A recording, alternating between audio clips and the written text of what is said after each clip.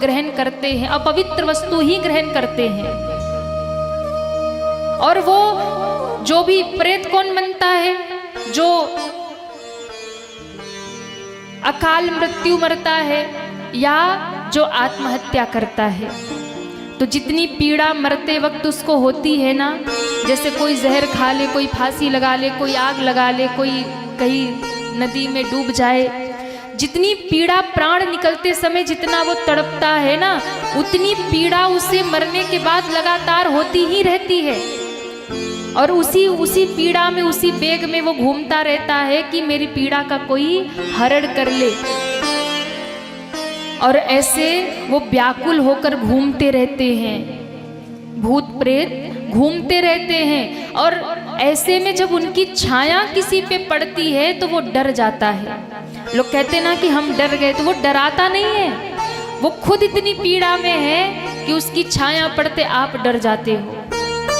लेकिन एक बात और है, भूत प्रेत उन्हीं को सताते हैं, डर उन्हीं को लगता है जो भगवान की भक्ति नहीं करते हैं, जो भगवान की शरण में है, उन पर छाया नहीं पड़ती है।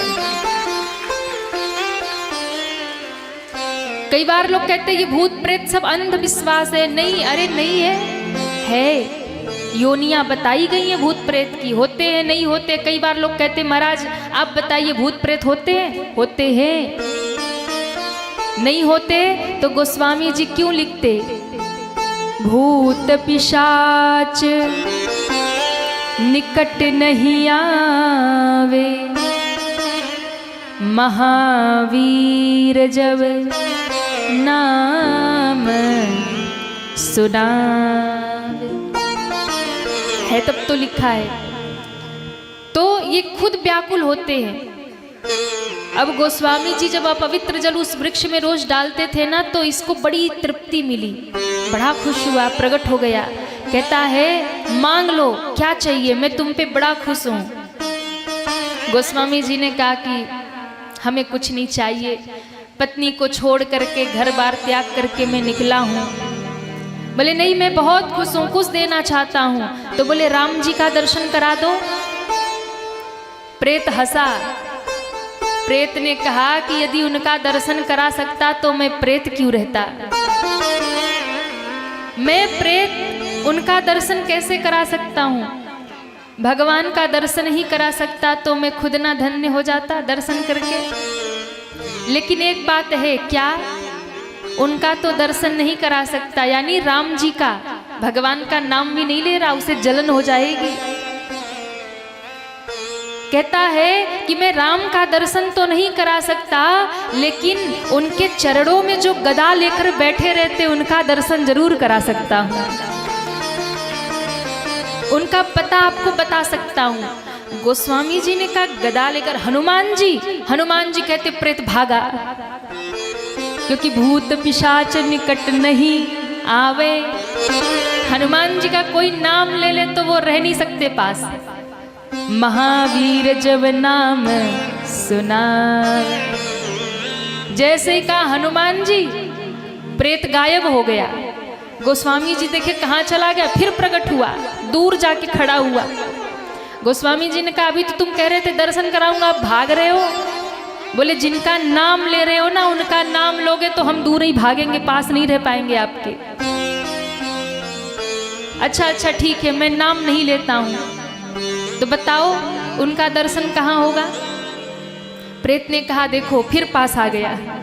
बोले देखो मैं उनका पता बता सकता हूँ, उनके नजदीक नहीं पहुंचा सकता, मैं खुद नहीं जा सकता, जल के भस्म हो जाऊंगा। मैं उनका पता बता सकता हूँ, पहचान बता सकता हूँ, वो कहाँ मिलेंगे स्थान बता सकता हूँ, पर मिलना आपको पड़ेगा। मैं उनसे मिलवा नहीं सकता, मैं बता सकता हूँ।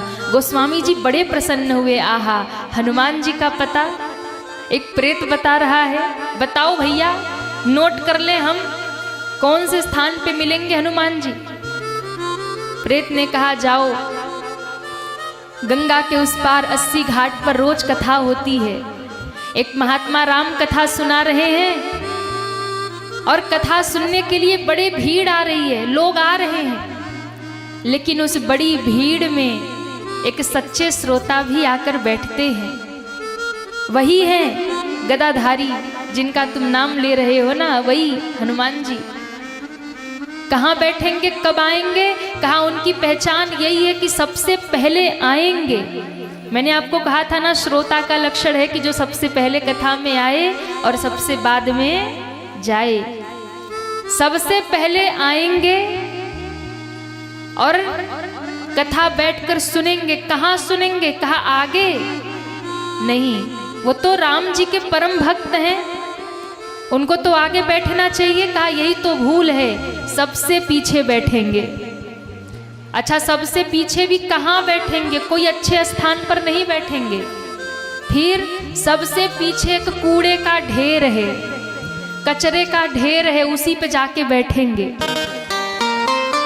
और क्या, पूरे शरीर में रोग लगा है, शरीर रोगी का होगा, कोई अच्छे स्वरूप में नहीं होंगे, बड़ा विभत्स रूप होगा कि कोई उनकी ओर देखे नहीं, कोई उनके पास जाए नहीं, ऐसा रूप बना के बैठे। कूड़े के ढेर पर, कचरे के ढेर पे मक्खियां लग रही हैं, ऐसा रूप बना के बैठेंगे कि कोई उनकी ओर ध्यान ही न दे। सबसे पीछे बैठेंगे। और ध्यान देना, जब तक पूरे लोग नहीं चले जाएंगे, जब तक कथा वक्ता नहीं चले जाएंगे, तब तक वो वहां बैठे रहेंगे। सबसे अंतिम में जाएंगे। और तुलसीदास जी अगर अपना कल्याण चाहते हो तो उन्हीं के चरण पकड़ लेना। बहुत भगाएंगे, फटकारेंगे, पर चरण छोड़ना मत, आपका कल्याण हो जाएगा। देखो ये बात कौन बता रहा, प्रेत बता रहा। हाँ, प्रेत बता रहा ये बात, कल्याण हो जाएगा। गोस्वामी जी ने मन बना लिया, आज हनुमान जी को पकड़ के रहेंगे, आज छोड़ेंगे नहीं। बाबा भी सबसे पहले आके बैठ गए और देखने लगे कि कब आते हनुमान जी। संध्या हुई, 80 घाट पर कथा शुरू हो गई। महात्मा जी कथा सुनाने लगे, लोग आने लगे, भीड़, श्रोता जन आकर बैठ गए। सबसे पहले आ गए हनुमान जी, एक बूढ़े का रूप बना करके, हाथ में लाठी लिए, कांपते हुए हाथों से, शरीर में कोढ़ हुआ है, रक्त बह रहा है, पीप बह रहा है, मक्खियां लग रही हैं। ऐसा ऐसा विभत्स रूप है कि कोई उनकी ओर देखे नहीं। आकर के सबसे पहले, सबसे पीछे कचड़े की ढेर पर बैठ गए। आहा, गोस्वामी जी दर्शन करके धन्य हो गए। बोले आज इनके चरण पकड़ के रहूंगा, छोड़ूंगा नहीं। इतने में कथा विश्राम हुई, आरती हुई, प्रसाद वितरित हुआ, वक्ता भी चले गए, श्रोता भी चले गए, एक एक करके पूरा पंडाल खाली, घाट खाली। जब पूरा घाट खाली हो गया, कथा सुनने वाले भी चले गए और कथा सुनाने वाले भी चले गए। अब दो बैठे हैं वहां। कौन बैठा है? तुलसीदास जी बैठे और हनुमान जी बैठे। अब हनुमान जी तुलसीदास जी को देख रहे, तुलसीदास जी हनुमान जी को देख रहे। ये सोच रहे कि ये पहले जाए, ये सोच रहे ये पहले जाए। अब हनुमान जी का तो नियम है, जब तक एक भी बैठा है वो नहीं जाएंगे। हनुमान जी सोच रहे ये जाए तो मैं जाऊं। अब गोस्वामी जी सोच रहे हैं कि ये जाए तो हम इनके चरण पकड़े। अब दोनों एक दूसरे को देख रहे पर हिल नहीं रहे। गोस्वामी जी समझ गए कि हनुमान जी तो उठेंगे नहीं, इनका नियम है, हमें ही उठना पड़ेगा। जैसे गोस्वामी जी उठ के जाने लगे तो हनुमान जी भी उठ के खड़े हो गए। अब हनुमान जी चलने लगे तो गोस्वामी जी चलने लगे, हनुमान जी रुके तो गोस्वामी जी रुक जाएं। हनुमान जी ने देखा, क्या है भाई, जाओ अपने घर जाओ, हमें भी अपने घर जाना है। गोस्वामी जी ने कहा नहीं, आज हमें अपने घर नहीं जाना, आज तो हमें आपके ही ठिकाने पर जाना है, जहां आपका ठिकाना है। इतना कहते कहते गोस्वामी जी ने हनुमान जी के चरण पकड़ लिए। जैसे ही चरण पकड़े, हनुमान जी कहते, अरे छोड़ दे मुझे, छोड़ दे, रोग लग जाएगा, अरे छोड़ दे, तेरे हाथ में रक्त लग जाएगा, पीप लग जाएगा, छोड़ दे, तुझे भी ये रोग हो जाएगा, देख मैं मुझे कितना रोग हुआ, छोड़ दे। गोस्वामी जी की आंखों से झरझर झरझर आंसू गिरने लगे। बाबा रोने लगे और गोस्वामी तुलसीदास जी ने रो के कहा, नहीं, आज मैं इस चरणों को छोड़ने वाला नहीं हूं, नहीं छोड़ूंगा। बोले छोड़ दे, नहीं छोड़ूंगा, तुझे भी रोग लग जाएगा। तब गोस्वामी तुलसीदास जी ने कहा, मैं भी तो यही चाहता हूँ कि जो राम भक्ति का रोग आपको लगा है वो मुझे भी लग जाए। मैं भी तो यही चाहता हूँ ये रोग मुझे भी लग जाए। खींचते हुए आज भी वो स्थान बनारस में है, संकट मोचन मंदिर। कोई गया है बनारस के संकट मोचन? एक बाबा गए, अच्छा मैया लोग भी गई हैं। बनारस में दुर्गा कुंड के पास में जो संकट मोचन मंदिर हनुमान जी का, वो गोस्वामी तुलसीदास जी महाराज को 80 घाट से वहां तक गए थे लेकर के। ये पैर पकड़े घिसते हुए जा रहे, घसीटते हुए, हनुमान जी कह रहे छोड़ दे मुझे। और वहां जाकर के जब एकदम रो पड़े गोस्वामी जी, मैं जानता हूँ आप कौन हैं, आप मुझे दर्शन दीजिए, आप मुझे प्रकट होकर के अपना रूप दिखाइए। तब श्री हनुमान जी रीझ गए और अपने स्वरूप में प्रकट होकर गोस्वामी जी को दर्शन दे दिया। और आज भी उसी रूप में, कहते हैं वो हनुमान जी की जो प्रतिमा वो गोबर की प्रतिमा है। उसी समय हनुमान जी प्रकट हुए, स्व प्रकट वो हैं और इतने इतने प्रभावशाली हैं संकट मोचन श्री हनुमान जी। कहते हैं कि यदि 40 मंगलवार कोई उनका दर्शन कर ले तो उसकी सारी मनोकामना पूर्ण हो जाती है। एक बार कोई उनकी शरण में जाकर के दोनों हाथ उठा के कह दे कि मैं आपकी शरण में आ गया, उसी समय कृपा बरसा देते हैं। इतने कृपामय है, इतने करुणामय है। और मैं आपको बताऊं, वही संकट मोचन श्री हनुमान जी महाराज हमारे इष्ट हैं। उनकी फोटो लेकर के ही हम चलते हैं। और यहाँ जो सामने फोटो रखी है ना, वो संकट मोचन हनुमान जी की ही रखी है। अगर इनको ना बिठाएं तो हम एक शब्द भी ना बोल पाएं। जितना भी आप देखते हैं ना हम यहाँ बैठ के बोल रहे, ये अपनी अपनी कोई सामर्थ्य नहीं है। बिल्कुल इस सोच में मत रहना कि आपको आराधना कथा सुना रही है। यहाँ जो भी बैठकर बोल रहे सब संकट मोचन श्री हनुमान जी महाराज की कृपा है। जब से उनकी चरण शरण ग्रहण की, जीवन बदल गया, जीवन बदल गया। हमारे पूज्य बाबा जब उनका अंतिम समय था, पूज्य पिताजी के लिए लोगों ने पूछा, पूज्य पिताजी बड़े छोटे थे तब, कहा बाबा, पूज्य दादाजी बड़े तपस्वी थे, उन्हें सीताराम बाबा कहकर के पुकारते थे। जब पूछा कि इनको क्या दे करके जाएंगे आप, तब उन्होंने संकट मोचन श्री हनुमान जी महाराज को निकाल करके दिया और कहा, आज से यही तुम्हारे अपने हैं, इनको छोड़कर कोई और तुम्हारा नहीं है। और तब पूज्य पिताजी जब से उनकी शरण में लगे और जब से हमने जन्म लिया, हमने अपने घर में संकट मोचन श्री हनुमान जी महाराज की पूजा होते हुए देखा। जब जब हनुमत जयंती आती थी, हमारी माता जी अपने हाथों से लड्डू बना करके भोग लगाती थी। हम अपने घर में सुंदरकांड का पाठ करते थे, सोहर गाते, बधैया गाते, हनुमान जी का जन्मदिन मनाते, उत्सव मनाते। गांव के लोग देखकर हंसते थे, कई बार लोग ताने देते, कई बार लोग उल्टी सीधी बातें करते, अरे देखो ये लोग पागल हो रहे, बाबा बन रहे, ये कर रहे, वो कर रहे। पर हनुमान जी की कृपा देखो, जब हम लोग अपने आंगन में हनुमत जयंती मनाते थे ना, तब हमें भी नहीं पता था कि हनुमान जी कितनी बड़ी कृपा करेंगे। आज काशी में हनुमान जी का मंदिर स्थापित है और हर वर्ष हम हनुमान जी का उत्सव मनाया करते हैं।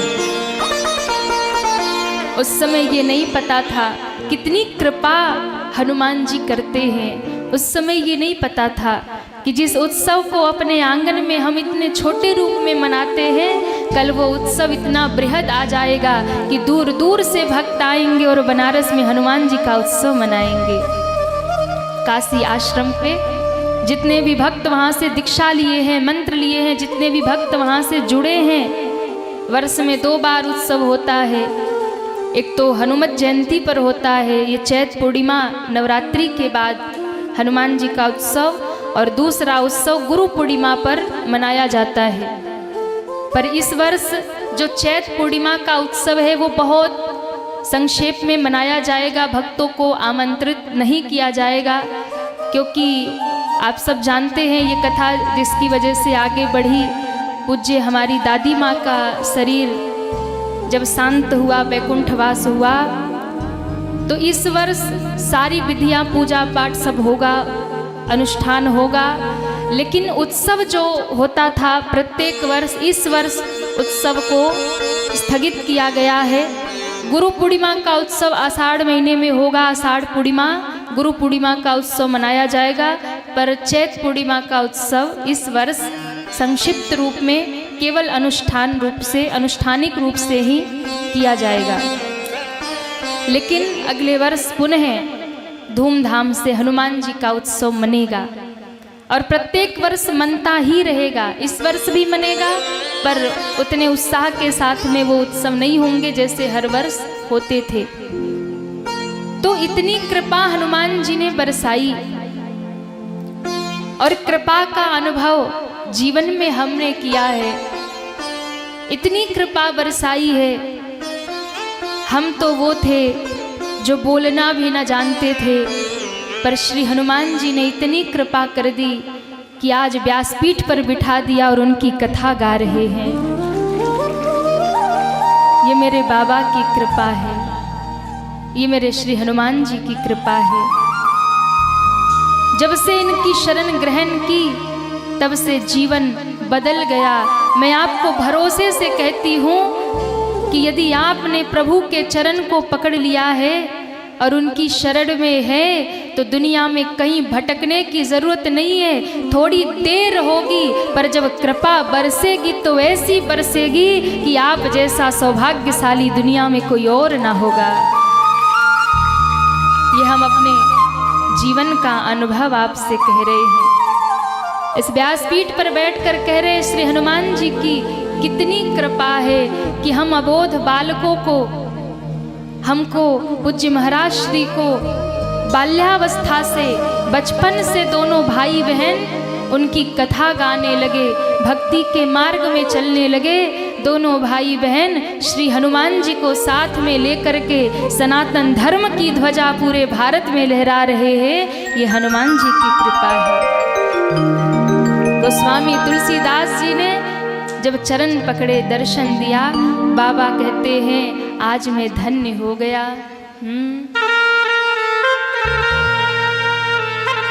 तेरी शरण में आके मैं धन्य हो गया।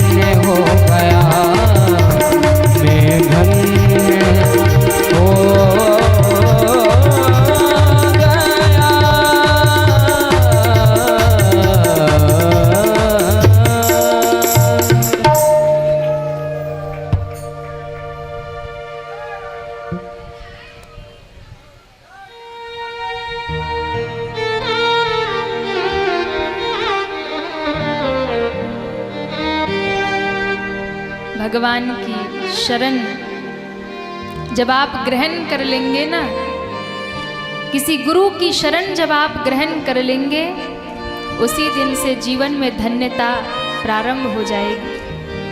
हनुमान जी का दर्शन जब हुआ, हनुमान जी ने दर्शन दिया, गोस्वामी जी ने कहा मुझे राम जी का दर्शन कब होगा? कहा चित्रकूट जाइए। हनुमान जी ने कहा मैं दर्शन कराऊंगा। चित्रकूट गए, वहाँ बनारस में, काशी में हनुमान जी को कहा प्रभु आपने यहाँ मुझे दर्शन दिया ना, इसी रूप में यहाँ बैठिए, इसी रूप में यहाँ बैठिए। कलयुग के भक्त बड़े दुखी हैं, बड़े कष्ट में हैं, आप सबका संकट हरिए, आप सबका कष्ट हरिए। मेरा संकट जैसे आपने हरा, जो भी आपका दर्शन करे आप उसके भी संकट हरिए। वही नाम पड़ गया संकट मोचन। बोलिए संकट मोचन सरकार की जय, श्री हनुमान जी महाराज की जय हो। चित्रकूट में हनुमान जी ने फिर गोस्वामी जी को राम और लक्ष्मण दोनों भैया का दर्शन करवाया। तो मैं आपको कथा देखिए कहाँ से कहाँ चली गई। यहाँ बैठने के बाद ना ये मति अपनी नहीं रहती। मैंने क्यों कहा कि कथा हनुमान जी सुनाते हैं? अच्छा बताओ, भागवत कथा चल रही है कि हनुमान जी की कथा चल रही है? तो हनुमान जी की कथा कैसे आ गई? ये मति अपनी नहीं है, बुद्धि अपनी नहीं है। यहाँ हम बैठते हैं, कुछ और सोचते हैं, कुछ और गाना है, कुछ और बोलना है, पर यहाँ बैठने के बाद हम वही बोलेंगे, वही गाएंगे जो हमारे हनुमान जी बुलवाएंगे। अब देखो कथा हनुमान जी पे स्वयं चली गई। मैं सोच कर नहीं आई थी, मैंने सोचा नहीं था कि मैं आपको हनुमान जी की कथा सुनाऊंगी, पर यह कथा स्वयं से प्रकट हो गई। ये साक्षात हनुमान जी की कृपा है। और आपको बताऊं, अभी जो भजन मैंने गाया, ये भजन मेरे लिस्ट में नहीं था। हमारे संगीत वाले भैया लोग हमसे परेशान रहते हैं कई बार, जब वो कहते हैं कि दीदी आप हमको पहले बता दीजिए कि वहाँ क्या क्या गाएंगी, तो हम लोग पहले से तैयार रहेंगे, तो खूब अच्छे से गाएंगे और बजाएंगे। तो हम इन लोग को लिस्ट बना बना के भेज देते, ये गाएंगे ये गाएंगे, और यहाँ आके भजन बदल जाते। तो कई बार परेशान हो जाते कई लोग, तो कहते हैं कि दीदी आप बताती कुछ और है, वहाँ गाती कुछ और है। तो हमने कहा भैया हम गाते तो वही गाते जो आपको बताए हैं, वहाँ तो गवाने वाला कोई और बैठा है। तो हमारी डोर उनके हाथ है, हनुमान जी के हाथ है, हमारे हाथ में नहीं है। तो मैं आपको कहना ये चाह रही थी कि गोस्वामी तुलसीदास जी महाराज को हनुमान जी का दर्शन कथा में हुआ, और एक रोगी के रूप में, विभत्स रूप में कहाँ हुआ? पंडाल के सबसे पीछे कूड़े के ढेर पे। तो जो आगे बैठने वाले लोग हैं ना, ये मत सोचे कि हम पक्के वाले श्रोता हैं। क्यों जजमान जी, है ना? ये मत सोचिएगा कि हम पक्के वाले श्रोता हैं जो आगे बैठे सबसे पहले। हो सकता है कोई रोड के किनारे भी बैठा हो और आप लोगों से अधिक भाव से सुन रहा हो, अधिक प्रेम से सुन रहा हो सकता है यहाँ पंडाल में बैठने वालों पर प्रभु की कृपा ना हो, पर पंडाल के पीछे बैठकर सुनने वाले पर राम जी की, प्रभु की कृपा बरस जाए। तो इसलिए माताओं, कथा में आकर के झगड़े मत करना। आपके बगल में बैठने वाला न जाने कौन किस रूप में, न जाने किस रूप में नारायण मिल जाए। तो यहाँ आने के बाद अपनी बुद्धि में बस यहाँ बिठा लो, सब भगवत स्वरूप है। यहाँ जो भी बैठे हैं, सिया राम में सब जग जानी, सब प्रभु के रूप ही बैठे हैं। देखो हम जब कथा में आते हैं ना, हम जैसे ही पंडाल में यहाँ प्रवेश करते हैं, वहीं से हाथ जोड़ लेते हैं, और वहीं से हाथ जोड़ते जोड़ते मंच पे आ जाते, फिर हाथ जोड़ के मंच पे बैठते। और यहाँ से जब उतरेंगे तो ही हाथ जोड़ के उतरेंगे, और हाथ जोड़े जोड़े ही चले जाते हैं। तो आप लोग को क्या लगता है, हम आप लोग की हाथ जोड़ते हैं? हम हाथ इसलिए जोड़ते हैं, हम प्रणाम इसलिए करते हैं हमें लगता है कि इस पंडाल में कहीं न कहीं हमारे हनुमान जी बैठे हैं और वो न जाने किस रूप में बैठे, इसलिए हम सबको प्रणाम कर लेते हैं। हम ये नहीं देखते कि कोई मैया है, भैया कौन है, क्या है, कैसे, नहीं। हम पंडाल में आते हैं तो सबको प्रणाम करते हैं, यहाँ बैठकर भी प्रणाम करते हैं। सिय राम में सब जग जानी, करहु प्रणाम जोर जुग पानी। तो मंदिर में, कथा में, सत्संग में जा कर के कलह नहीं करना। मंदिर में कोई आपको धक्का भी दे दे, मंदिर में कोई आपको गाली भी दे दे, मंदिर में कोई आपको दो बात भी सुना दे, तो भी उस पर क्रोध मत करो, प्रेम से वहाँ से निकल जाओ। क्योंकि मंदिर में आपने यदि झगड़ा कर लिया तो फिर प्रभु के नज़रों में गिर जाएंगे। कथा में, सत्संग में आकर के अपनी बुद्धि को पावन करो।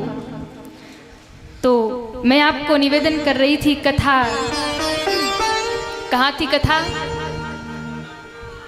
कहाँ थे हम लोग? हाँ, पूतना। वाह, इधर के लोग क्यों नहीं बताते कभी? आप लोग भी सुनते हैं? अच्छा अच्छा, बोलिए भागवत महापुराण की जय हो। तो मैं आपको निवेदन कर रही थी, पूतना को देखकर भगवान ने नेत्र बंद कर लिया और जो अधर्म पर चलेगा, जो गलत मार्ग पर चलेगा, उसे देख करके भगवान नेत्र बंद ही कर लेंगे। और सबसे बड़ी बात, आजकल बहुत बड़ी समस्या है, लोग अपने भगवान को छोड़ करके, अपना धर्म छोड़ करके दूसरे धर्म में चले जाते हैं।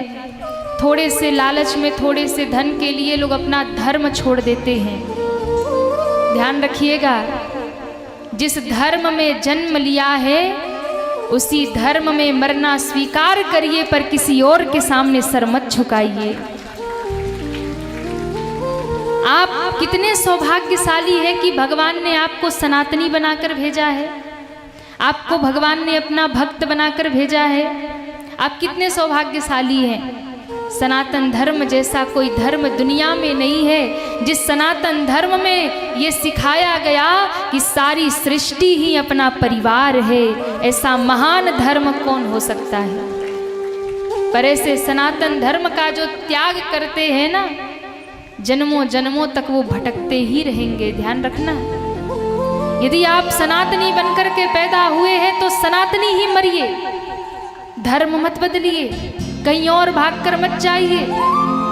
अपने पास देवी देवताओं की कमी नहीं है जो कहीं और जाकर के आप मत्था टेकते हो, कहीं और जाकर के चादरें चढ़ाते हो, कहीं और जाकर के आप किसी और को अपना बनाते हो। अपने प्रभु पर भरोसा रखिए और अपने धर्म में पैदा हुए हैं, जिस धर्म में जन्म लिया है उसी धर्म में मृत्यु को स्वीकार करिए। मैं आपको ये सब क्यों बता रही हूँ? क्योंकि आज के समाज की ये समस्या है और सबसे अधिक आपको पता है खतरा सबसे अधिक कहाँ है? आपके बच्चों पर।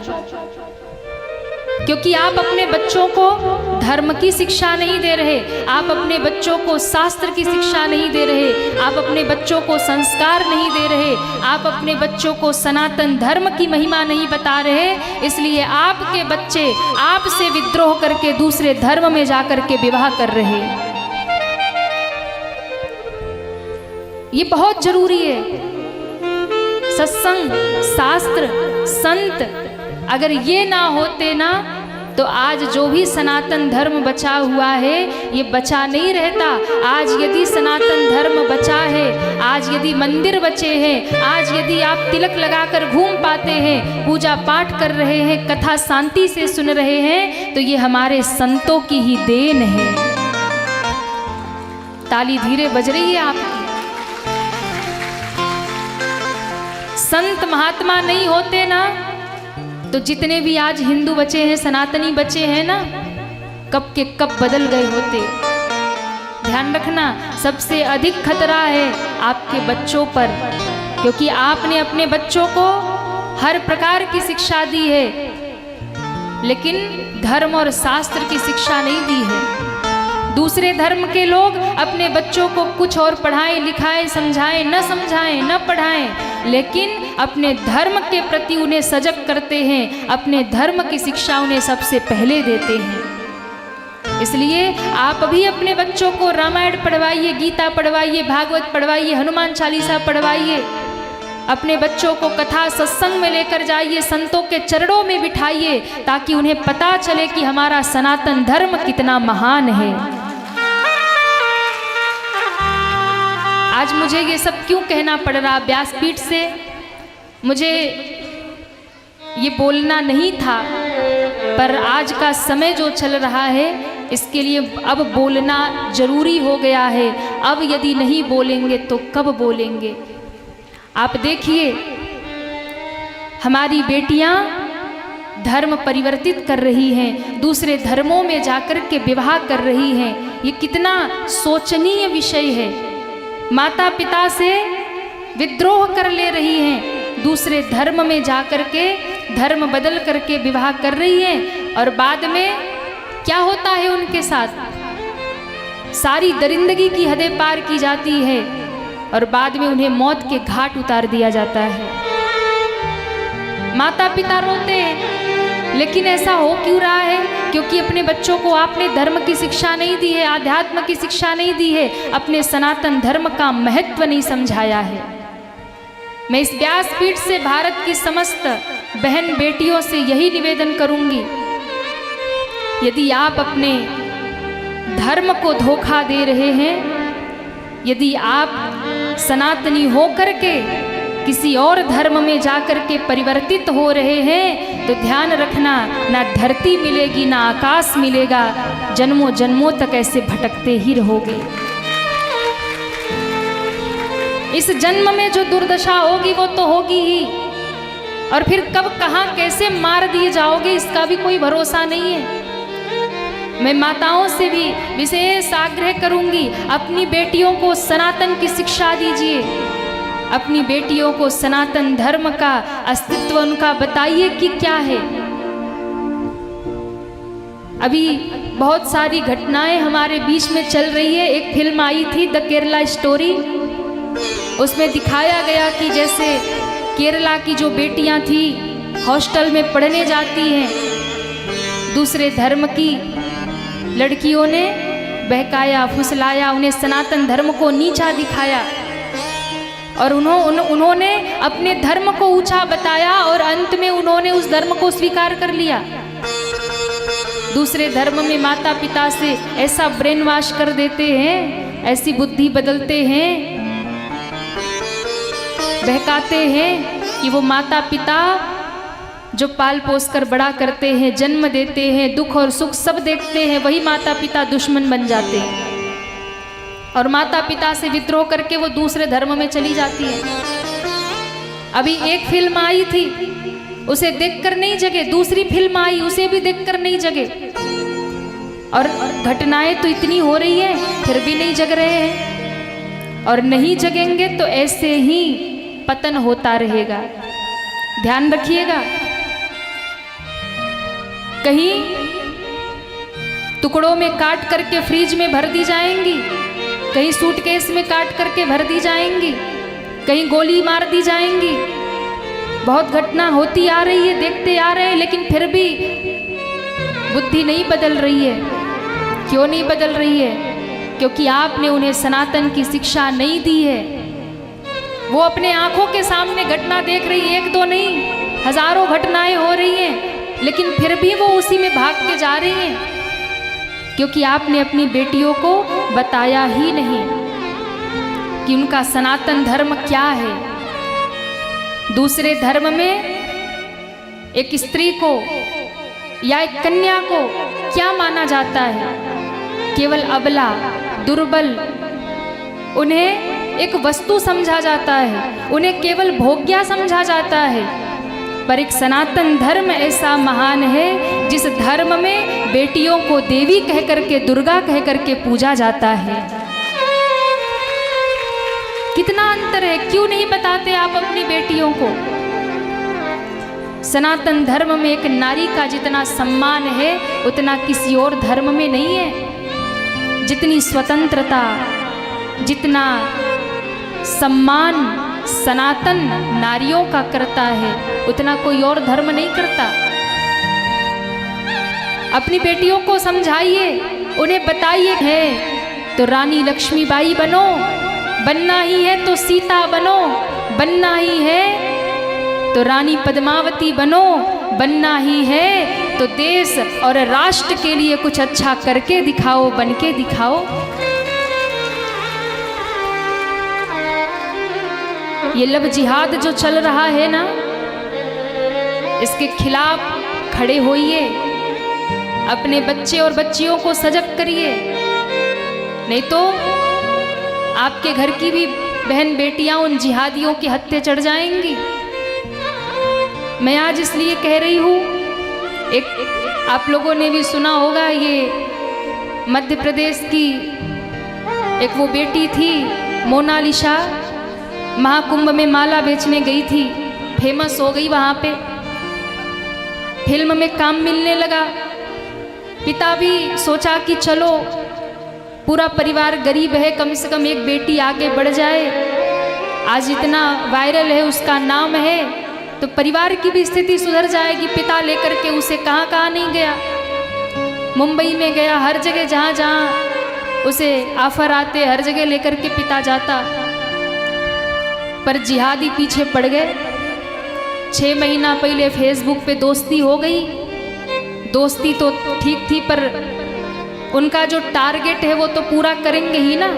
6 महीने में ऐसा उसका ब्रेन वॉश किया, ऐसी बुद्धि उसकी बदली कि पिता अपने धर्म में विवाह करना चाहते थे पर वो किसी मुस्लिम के साथ में उसने जाकर के पिता से विद्रोह करके विवाह कर लिया। आज पिता रो रहे और उसने पिता को ही गलत ठहरा दिया, और वो कब तक खुश है, कब तक है, कोई गारंटी नहीं है। ये बहुत बड़ा कुचक्र चल रहा है, हमारी बहन और बेटियों को धर्म परिवर्तन कराने का बहुत बड़ा कुचक्र चल रहा है। अपने बहन बेटियों को सजग करिए, उन्हें सनातन की शिक्षा दीजिए, उन्हें बताइए कि जितना सम्मान उन्हें सनातन धर्म में मिलेगा उतना और कहीं नहीं मिलने वाला है। यहाँ देवी की तरह पूजी जाएंगी और वहाँ तो ईश्वर ही जाने। केरला स्टोरी दिखाइए अपनी बेटियों को और बताइए कि अगर वो धर्म परिवर्तन करके दूसरे धर्म में जाएंगे तो उनके साथ कुछ भी हो सकता है। पहले ये जितने भी जिहादी है ना, नाम बदल करके, हिंदू नाम रख करके, तिलक लगा करके, कलावा बांध करके, ये सनातनी बन करके बहनों को बेटियों को फुसलाते हैं, मीठी मीठी बातें करते हैं, प्रेम जाल में फंसाते हैं, और धीरे धीरे धर्म परिवर्तन की बात होने लगती है, विवाह हो जाते हैं, नाम छुपाते हैं, अपना धर्म छुपाते हैं, और उसके बाद विवाह करने के बाद पता चलता है कि ये तो किसी और धर्म के हैं।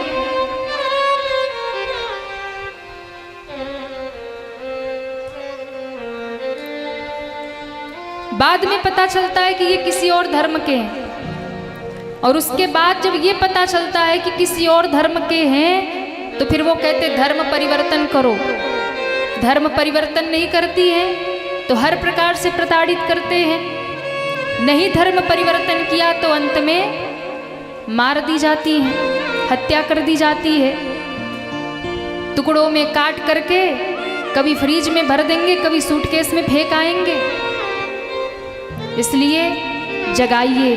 मैं अपनी व्यासपीठ से सभी सनातनी बहन बेटियों से प्रार्थना करती हूँ, अगर जीना है तो सनातनी बन करके जियो, और अगर सनातन छोड़ करके कहीं और जीना है तो फिर तुम्हारा मर जाना ही अच्छा है, फिर तुम्हें जीने का अधिकार नहीं है। जरा सोचिए, ये अपना सनातन धर्म जहाँ एक नारी का कितना सम्मान है, ये अपना सनातन धर्म जहाँ एक कन्या को देवी रूप में पूजा जाता है। ये अपना सनातन धर्म, जहाँ एक नारी को दुर्गा के रूप में, लक्ष्मी के रूप में पूजा जाता है। जब नन्ही होती है ना तो पिता भी पांव छूते हैं, हमारे घर में देवी आई है, हमारे घर में भगवती आई है। विवाह करके जब पति के घर में जाती है ना तो सास ससुर कहते हमारे घर में लक्ष्मी आई है।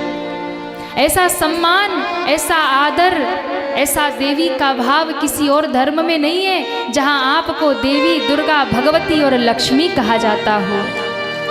हाँ, यहाँ कितना सम्मान है माताओं का कि यहाँ शंकर गौरी नहीं कहा जाता, यहाँ गौरी शंकर कहा जाता है। कृष्ण राधे नहीं, यहाँ राधे कृष्ण कहा जाता है। राम सीता नहीं, यहाँ सीता राम कहा जाता है।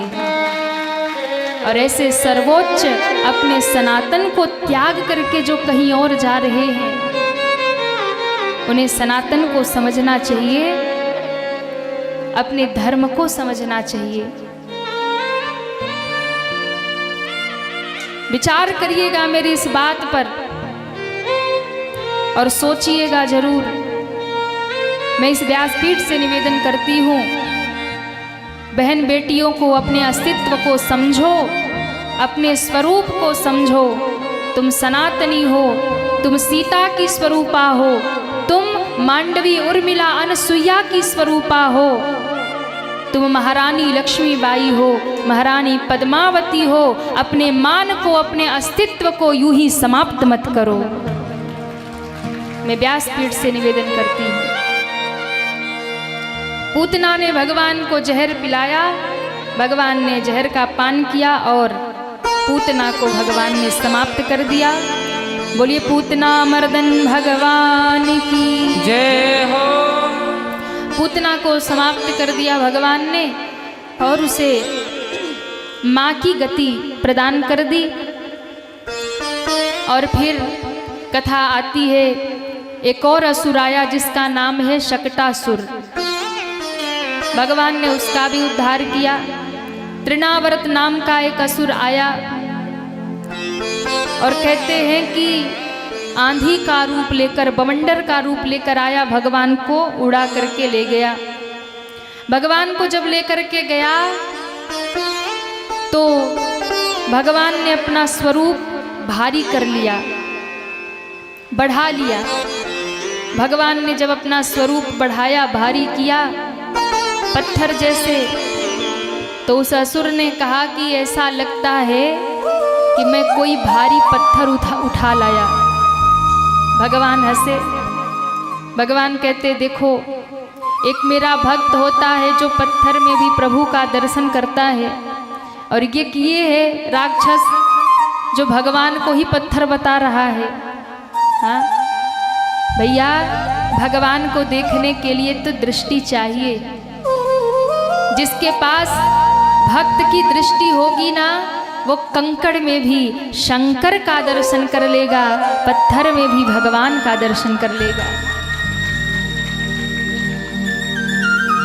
और जिसके पास दृष्टि नहीं होगी, फिर तो उसके सामने भगवान भी आके खड़े हो जाएंगे तो वो मानेगा नहीं कि ये भगवान है। इसलिए भगवान को देखने के लिए तो दृष्टि चाहिए। जिसके पास दृष्टि नहीं है वो भगवान को देख नहीं सकता। वही भगवान को देख सकता है जिसके पास भक्त की दृष्टि। अब देखो, भगवान को उठा के लाया है और कह रहा कोई भारी पत्थर उठा लाया।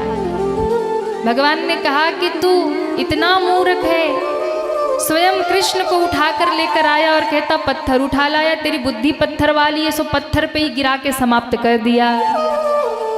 बोले कृष्ण कन्हैया लाल की जय हो। तो भैया, एक बार जो भगवान को देख लेना, उसे दुनिया में कुछ और देखने की जरूरत नहीं होती। लेकिन जब दृष्टि आपकी भगवान को ढूंढे, तब तो ये काम हो सकता है। सूरदास जी की आंखें नहीं थी, सूरदास जी दिव्य चक्षु थे, आंखें नहीं थी बचपन से।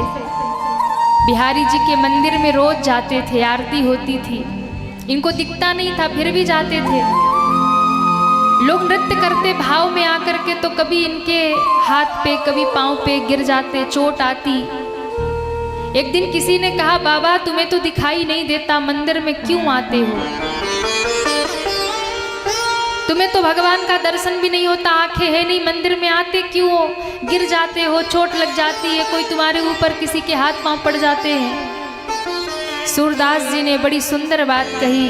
सूरदास जी ने कहा, मेरे पास आंखें नहीं है, मैं बिहारी जी को नहीं देख सकता, पर मुझे पता है मेरे बिहारी जी की दो दो आंखें हैं, वो मुझे देख सकते हैं। मैं उन्हें नहीं देख सकता पर वो मुझे देख सकते हैं। तो भक्त का यही भाव होता है कि मैं भगवान तक नहीं पहुंच सकता पर भगवान मेरे तक पहुंच सकते हैं। जगत के रंग क्या देखूं,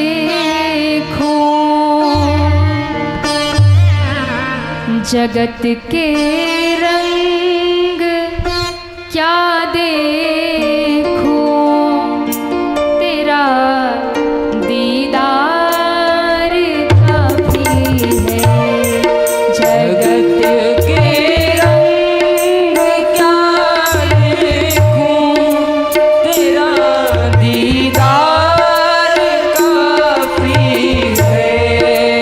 जगत के रंग क्या देखूं, तेरा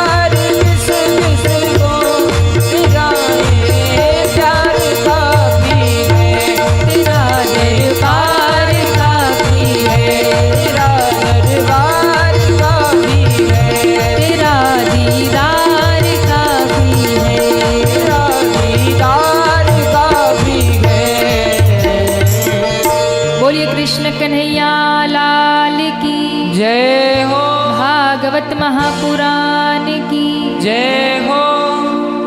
अब देखो कथा बहुत विस्तृत है, तो हम लोग फटाफट कथा को आगे बढ़ाएंगे। ठाकुर जी थोड़े बड़े हुए, नामकरण हुआ। एक दिन महादेव जी दर्शन करके जाते हैं। फिर कथा आती है, एक दिन कन्हैया ने मिट्टी खाई। यशोदा मैया ने कहा मुंह खोल के दिखाओ।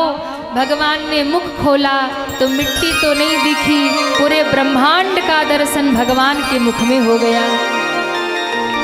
मानो भगवान ने मैया को कह दिया कि मैया तू कहती है ना कि कन्हैया तू इतना दूध क्यों पीता है।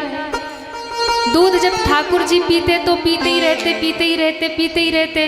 तो यशोदा मैया कहती लाला तेरा पेट है कि कुआं, कभी भरता नहीं, इतना दूध पीता है। तो कन्हैया ने मुख में पृथ्वी का दर्शन करा दिया और कहा मैया देख, मेरे मुख में केवल मैं नहीं दूध पीता, मेरे मुख में तो सारी सृष्टि है। तेरे दूध से तो पूरी दुनिया तृप्त तृप्त हो रही है, सारी सृष्टि तृप्त हो रही है। भगवान ने दर्शन कराया। फिर कथा आती है, एक दिन मैया ने उखल से बांध दिया कन्हैया को। रोज रोज जाते थे, चोरियां करते थे, गोपियों के घर जाए, माखन चुराए, मटकी तोड़े। रोज उलाहना लेकर गोपियां आती हैं, अरे मैया यशोदा तेरा कन्हैया बिगड़ गया, रोज मटकी फोड़ता है, माखन चुराता है। यशोदा मैया कहती कि जाओ जाओ, मेरे लाला को बदनाम करने में लगी हो। मेरे घर में दूध दही माखन की कोई कमी है? अरे मेरे घर में 9 लाख गैया है, कम पड़े माखन तो ले जाओ पर उलाहना मत दो। गोपियां कहती बात वो नहीं है, माखन तो जितना खाना हो खाए, लेकिन मटकी तोड़ जाता है। और ये मटकी जब तोड़ता है, क्या हो रहा भाई? ये कुछ न कुछ चलता ही रहता है इधर, सब इधर देखो। बोल माखन चोर भगवान की जय हो। गोपियों ने कहा मटकी न तोड़े, माखन जितना खाना हो उतना खाए। पर कन्हैया कहते माखन खाने में ज्यादा आनंद नहीं आता, मटकी फोड़ने में ज्यादा आनंद आता है। तो भगवान का नाम माखन चोर पड़ गया। पर गोपियां जो है ना, उनका प्रेम गोपियों का है, वो चाहती है कि भगवान माखन चुराने आए। अब इसके बाद में मैया यशोदा को एक दिन क्रोध आया, उखल से बांध दिया। आंगन के 2 वृक्ष गिरे। माँ को लगा कि रोज रोज यहाँ लाला पे कोई न कोई समस्या आती है, अब हम गोकुल छोड़ करके वृंदावन जाएंगे। अब मेरे ठाकुर जी वृंदावन आ गए। बोले वृंदावन धाम की जय हो। वृंदावन में ठाकुर जी ने गैया चराना शुरू किया। ब्रह्मा जी के मोह की कथा है, अघासुर बकासुर धेनुकासुर का वध किया, कालिया नाग को नाथा है, गोपियों के चीर हरण की कथा है, और अंत में गोवर्धन पूजा की कथा है। ध्यान से सुनिए। ब्रजवासी गोवर्धन भगवान की पूजा नहीं करते थे, इंद्र की पूजा करते थे। कन्हैया ने कहा इंद्र की पूजा क्यों करते हो? पूजा करना है तो गोवर्धन की करो। गोवर्धन भगवान के वन में गैया, गोवर्धन की तलहटी में गायें घास खाती हैं, जल पीती हैं, हर प्रकार से गोवर्धन हमारी रक्षा करता है। पूजा तो हमें गोवर्धन की करनी चाहिए। 56 भोग बना करके सारे ब्रजवासी चले गोवर्धन भगवान की पूजा करने। बोलिए गोवर्धन भगवान की जय हो। आइए मानसिक रूप से हम और आप भी चले गिरिराज गोवर्धन भगवान की पूजा करने। कौन कौन चलेगा गोवर्धन भगवान के दर्शन करने? वाह, जो हाथ नहीं उठा रहे ना उनको यही लालगंज में छोड़ देंगे। सबको चलना है। तन को छोड़िए लालगंज में, मन को ले चलिए गोवर्धन में। तो गोवर्धन भगवान, यहाँ छोटे से गोवर्धन भगवान विराजमान है। हमारे जो मुख्य यजमान है वो पहले उनकी पूजा कर लेंगे, और हम सभी गोवर्धन भगवान मानसिक रूप से हम सभी उनका पूजन करेंगे और दर्शन करेंगे। और जिनको भी गोवर्धन भगवान को शरण गिरिराज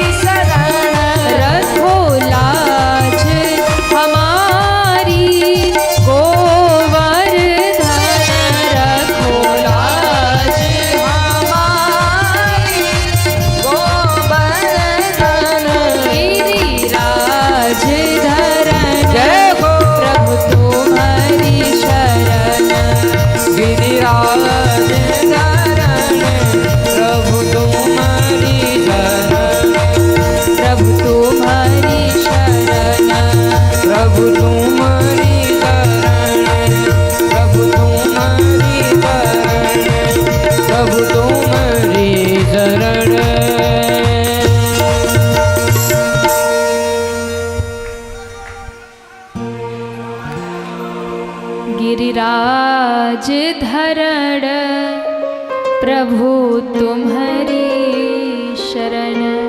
गोवर्धन भगवान का सुंदर पूजन हुआ, 56 भोग लगाया गया। ब्रजवासी परिक्रमा कर रहे, ब्रज 84 कोस गोवर्धन महाराज की परिक्रमा 7 कोस की। जैसे ही पूरी हुई परिक्रमा, प्रणाम किया, गोवर्धन भगवान प्रकट हो गए। अच्छा, कौन प्रकट है? गोवर्धन भगवान कोई अलग भगवान नहीं है। कन्हैया एक रूप में ग्वाल बालों के साथ खड़े थे, दूसरे रूप में गोवर्धन से प्रकट हो गए। ग्वाल बालों ने दर्शन किया। बोलिए गोवर्धन भगवान की जय हो। सारे ग्वाल बाल एक दूसरे से कहते हैं, अरे सुनो सुनो, ये गोवर्धन भगवान जो है ना, बोले हाँ। बोले इनकी शक्ल तो अपने कन्हैया जैसी ही दिख रही है। एक ने कहा भैया होएगो, कन्हैया तो इतना सुंदर है, हो सकता है गोवर्धन भगवान भी इतने सुंदर हो। दूसरे ने कहा भैया वो सब तो ठीक है, पर इतने साल से हम इंद्र की पूजा कर रहे थे, इंद्र ने कभी दर्शन नहीं दिया, पर देखो गोवर्धन भगवान की पहली बार पूजा की और पहले बार ही दर्शन दे दिया। सब पूजा करके प्रसन्न हो गए। गोवर्धन भगवान ने सबको उपहार दिया। सब अपने अपने घर लौटे। जैसे ही घर ब्रजवासी संध्या हो रही लौटे ही थे कि कहते हैं इतने में महाराज इंद्र को किसी ने जाके कह दिया, अरे इंद्र तू स्वर्ग में बैठा आनंद कर रहा, वहां ब्रजवासी तेरी पूजा ही नहीं किए इस साल। इस वर्ष तुम्हारी पूजा बंद हो गई। तो किसकी पूजा हो रही है? कहा तुम्हारी जगह पे गोवर्धन की पूजा हो रही है। पहाड़ पूज रहे, तुमको नहीं पूज रहे। इंद्र को बड़ा गुस्सा आया। इंद्र ने कहा इनकी इतनी हिम्मत, हमारी पूजा छोड़ करके अब गोवर्धन की पूजा करते हैं, इनको सबक सिखाना होगा। काले काले भयंकर मेघ बुलाए और काले काले मेघों को बुला करके कहा जाओ घोर वर्षा, ऐसा प्रलय करो कि कुछ भी ब्रज में बचने ही न पाए। काले काले बादल उमड़ घुमड़ के आ गए, भयंकर आंधी तूफान वर्षा, बिजली कड़कने लगी आकाश में। ऐसा लगा कि अब कुछ बचेगा नहीं। सारे ब्रजवासी हाहाकार करते हुए कन्हैया के पास दौड़े। हे कन्हैया हमारी रक्षा करो, रक्षा करो, रक्षा करो। इंद्र कुपित हो गया, इंद्र के कोप से हमें कौन बचाएगा? भगवान कृष्ण मुस्कुराए, अच्छा इंद्र को भी अभिमान हो गया, लगता है ये अपने आप को ही भगवान समझ बैठा। इंद्र को मैंने स्वर्ग का राजा बनाया, स्वर्ग के सिंहासन पर क्या बिठा दिया, ये देवता से अपने आप को भगवान समझने लगा। अब इंद्र को सबक सिखाना होगा। भगवान ने ब्रजवासियों को कहा सुनो, चलो गोवर्धन के भगवान की शरण में। अरे जिस गोवर्धन की हमने पूजा की है वही गोवर्धन भगवान हम सबकी रक्षा करेंगे। और ये कह करके सबको लेकर के कन्हैया गोवर्धन की तलहटी में आए। सबको कहा प्रणाम करो। जैसे ही सबने प्रणाम किया, भगवान कृष्ण आगे बढ़े और भगवान ने आगे बढ़ते ही अपनी छोटी उंगली पे गोवर्धन गिरिराज को धारण कर लिया। बोलिए गोवर्धन धारी भगवान बाल। अपने गैया बछड़ों को लेकर के सब आ गए। कहते हैं जैसे ही सब आए, घनघोर वर्षा 7 दिन और 7 रात तक हुई। और 7 वर्ष के है कन्हैया गोवर्धन उठा करके खड़े हैं।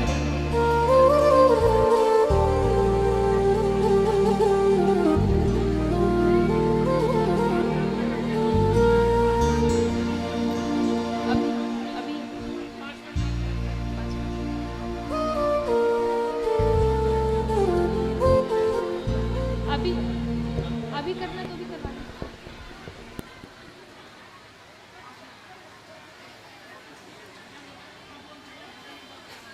अच्छा, एक भाव हम लोग सुन ले, उसके बाद कुछ सूचना है, उसके बाद कथा पूरी करेंगे।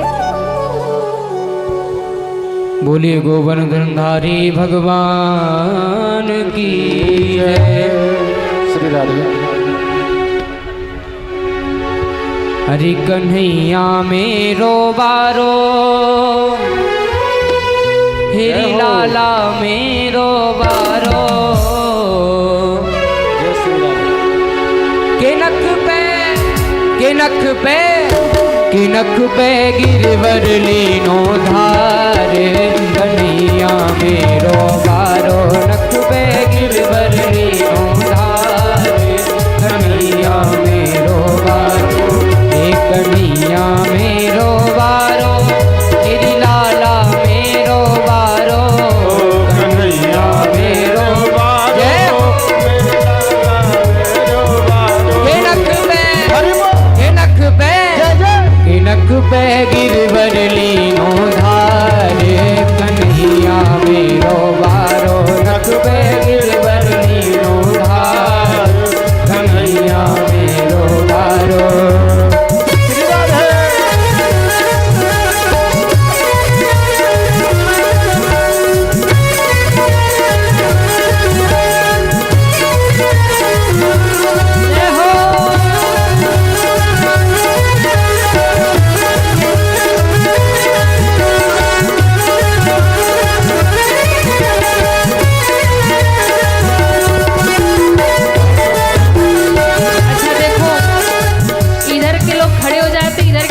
रहते आप लोग भी खड़े हो जाइए।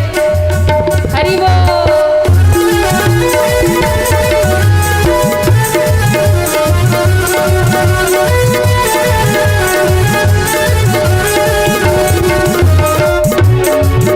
यूं कहे यशोदा मैया, एक जोर लगाओ मेरे भैया, यूं कहे यशोदा मैया, एक जोर लगाओ मेरे भैया, यूं कहे यशोदा मैया, एक जोर लगाओ मेरे भैया, यूं कहे यशोदा मैया, कहीं जोर लगाओ मेरो भैया। हरि गिरिवर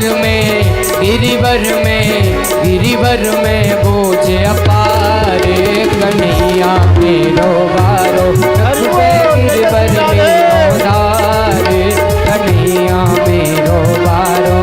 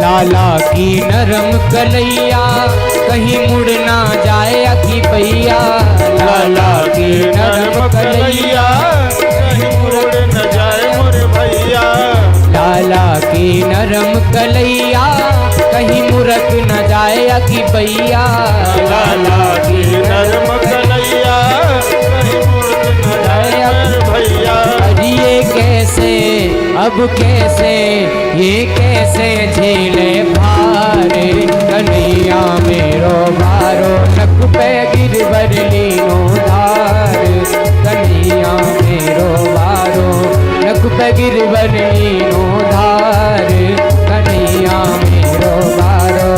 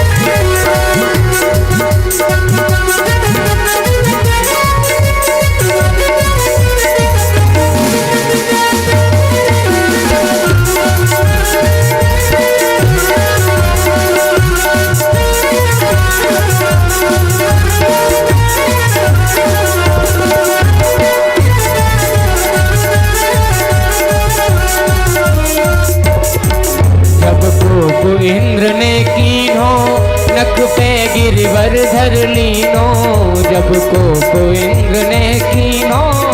नख पे गिरवर धर लीनो, जब को इंद्र ने कीनो। नख गोवर्धन धर लीनो। ये बादल ये बादल ये बादल बरस बरस गए हारे, कन्हैया मेरो वारो। नख पे गिरवर लीनो धारे, कन्हैया मेरो वारो।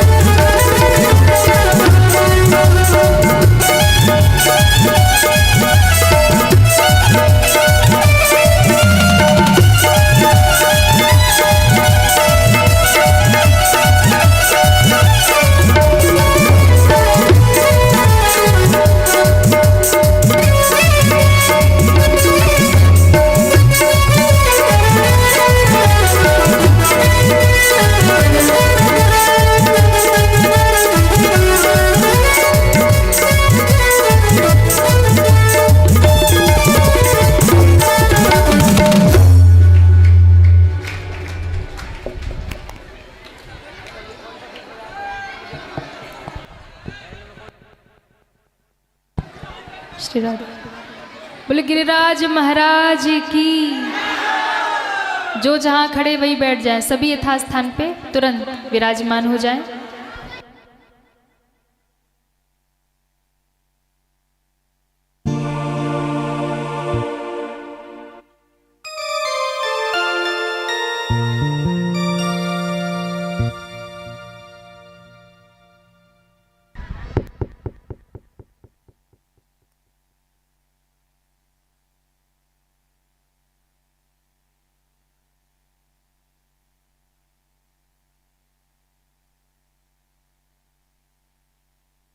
ब्रह्मदेव मुखिया जी, महादेव यादव जी, योगेंद्र यादव जी, लक्ष्मण चौधरी जी, प्रमोद पाठक जी, बालेश्वर शाह जी, राम ठाकुर जी, ठीठर शाह जी, महादेव शाह जी, रघुनंदन शाह जी, सुरेश मुखिया जी, सोहन भगत जी।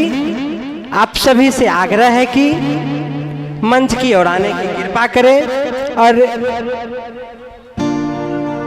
उसमें कुछ दीदी का भी नाम है, जिसमें है चिंता देवी, गीता देवी, ममता देवी, सीता देवी, त्रिफूल देवी, रेखा देवी, महारानी देवी, मुन्नी देवी, फुल्लो देवी दीदी जी, लक्ष्मी देवी जी, कामनी कुमारी जी, साक्षी कुमारी जी, नीतू देवी जी, तील देवी जी, कल्पना देवी जी, संजू देवी जी, राधा देवी जी। सत्यनारायण बाबू, आपसे भी आग्रह है कि आप भी दीदी से आशीर्वाद प्राप्त करें। भोला शाह जी, बेचन शाह जी, राजकिशोर चौधरी जी, संतोष पंडित जी, आपसे भी निवेदन है कि आप भी दीदी से आशीर्वाद प्राप्त करें। मदन शाह जी, मनोज शाह जी, अशोक शाह जी, आप सभी से मेरा सादर निवेदन है कि मंच पर उपस्थित होकर आशीर्वाद प्राप्त करें। और भूल चूक में यदि कोई दीदी छूट गए हो तो मंच के पास आके अपना दर्शन कर सकते हैं। वैसे मनोरमा देवी जी 12 से आए हुए हैं, मनोरमा देवी जी, और आप भी आने की कृपा। गिरधर तेरी आरती मन में बसाकर तेरी मूर्ति उतारूं है गिरधर तेरी आरती, तेरी आरती गिरधर तेरी आरती।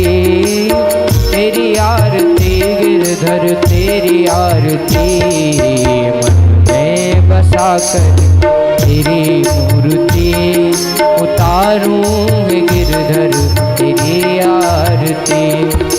करुणा करो कष्ट हरो ज्ञान दो भगवन, भव में फंसी नाव मेरी तार दो भगवन। दर्द की दवा तुम्हारे पास है, दर्द की दवा तुम्हारे पास है। जिंदगी दया की है भीख मांगती, मन में बसा कर तेरी मूर्ति, उतारूं है गिरधर तेरी आरती। मांगू तुझसे क्या मैं यही सोचूं भगवन, जिंदगी जब तेरे नाम कर दी अर्पण। सब कुछ तेरा कुछ नहीं मेरा, सब कुछ तेरा कुछ नहीं मेरा। चिंता है तुझको प्रभु संसार की, मन में बसा कर तेरी मूर्ति, उतारूं है गिरधर तेरी आरती। वेद तेरी महिमा गाएं संत करें ध्यान, नारद गुणगान करें चिड़े वीणा तान। वेद तेरी महिमा गाएं संत करें ध्यान, नारद गुणगान करें चिड़े वीणा तान। भक्त तेरे द्वार करते हैं पुकार, भक्त तेरे द्वार करते हैं पुकार। दास व्यास गाएं प्रभु तेरी आरती, मैं बसा कर तेरी मूर्ति, उतारूं है गिरधर तेरी आरती। कर्पूर गौरम करुणावतारम, संसार सारम भुजगेंद्रहारम, सदा वसंतम